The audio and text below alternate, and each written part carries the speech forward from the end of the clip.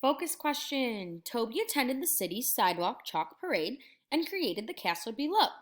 If Toby wanted to color in his castle, what would be the total area he would need to cover with chalk?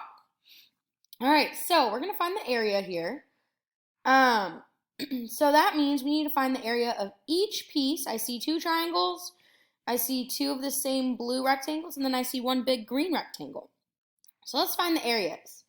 First off, let's find the area of the pink triangle. Remember, the area of a triangle is the base times the height and then divide by 2.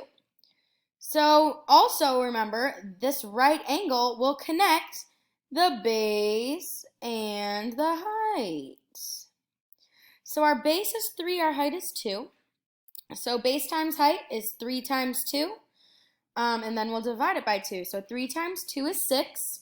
And then divide that by 2 is 3. So the area of the pink triangle is 3.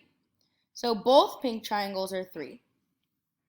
When we take a look at our blue triangles, our blue rectangles, the blue rectangles have a base of 2 and a height of 3. All we have to do is 2 times 3, which is 6. So this one is 6, and so is this.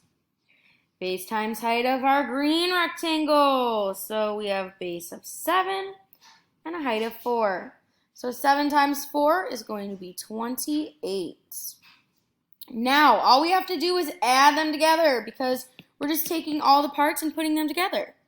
So if we have, I'm going to kind of combine a little bit here. So I know I have 28, and then I have 6 and 6 is 12, 3 and 3 is 6. All right, let's see. 8, 9, 10, 16, 2, 3, and 4. So I get 46, and that'll be 46 centimeters squared.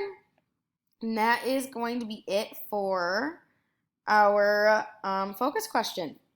Great job.